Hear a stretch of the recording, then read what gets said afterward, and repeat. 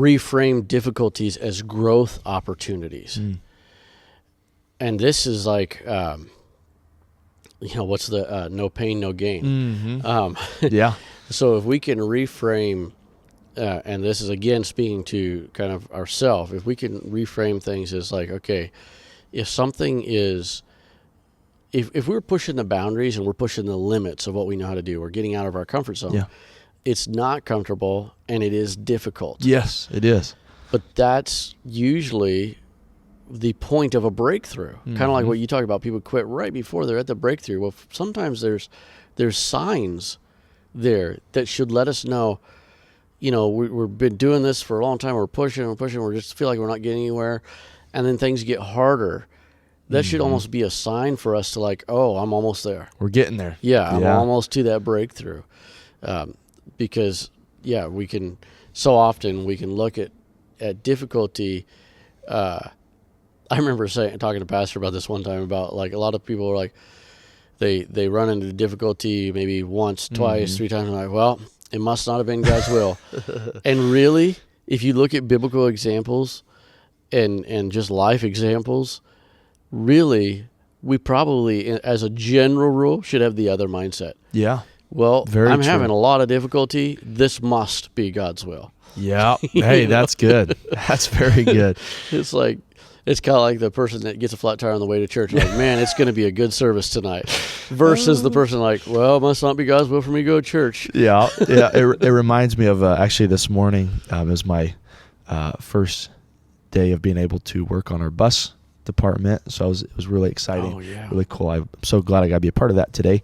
And so our bus captain, she calls me and lets me know her car stopped working this morning.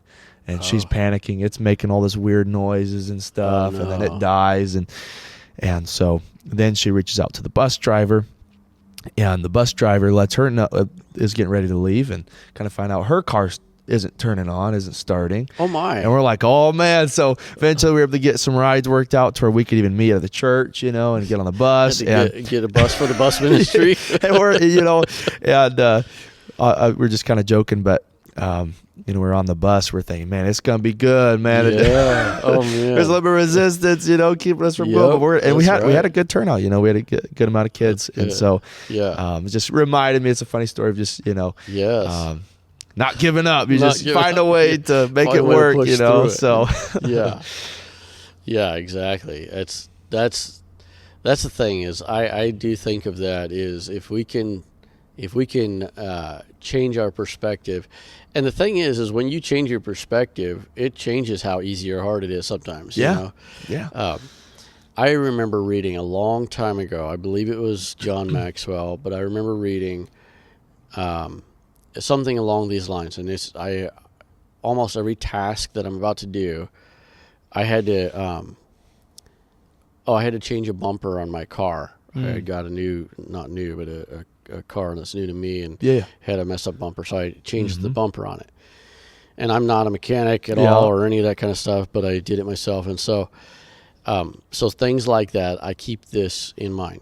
What I read was that the reason we get so frustrated when things go wrong is we expected them to go perfectly right. So if we can go into a task expecting it to go wrong, not being a pessimist, but just knowing that invariably things are going to go wrong. I'm going to be missing a tool or a part. Things aren't going to go right. And then when it does, bonus, that's great. Nobody's going to get mad about that. Yeah. And so, that bumper, I was expecting, especially because I don't do this all the time, I was expecting okay, I'm going to probably have to run to the auto parts store and find some bolt or something, or I might even have to go get a tool I don't have. Yeah. And so I was just kind of expecting that it would not go well. It ended up going really well. I didn't have to go get anything and ran into hardly any issues. But I think that, if we are expecting, conflict, or we're expecting that it's not going to go perfectly, then when it doesn't go perfectly, we're not all out of sorts. We're not all bent out of shape. We're like, well, this was expected. Yeah. We knew this wasn't going to go perfect. And so the same thing, like the bus. So you were just talking about, you might not be expecting to have broken down cars every morning, but you know that there's going to be rowdy kids. Yeah. You know that some kids that said they're going to come aren't going to show up. Yes. You know that some days, because of the nature of bus ministry, you're going to have 2 kids on the bus. Another time you might have, 32 kids, whatever. But so you know that going into it. Yeah. So it's okay to have feelings. I'm not saying we're robots, but to know, like, this is expected. Yeah. I knew that this would happen. Yeah. And instead of just, forget this. Yeah. Something else that comes to mind is the very familiar story of the woman with the issue of blood. She's pursuing Jesus, and she knows that he has the ability to heal her. Yes. And as she's making her way there, she's having to push through the crowd. And I kind of view it with what we're talking about. She sees the difficulty. She sees the opposition. She sees the crowd. In a sense, it's more of a confirming sign to her that, hey, these people are coming after him because he does have the ability to heal. Yes. She could look at it as, man, there's no way I'm getting there. There's just too much opposition in the way. I'm just going to quit. It's not worth it. But it's almost like it was an encouragement to her, like, hey, these people are coming to him for a reason. Yeah, for a reason. This resistance is here for a reason. I'm going to try to push and make sure I get to him. Yes, absolutely. Yeah, that's so true.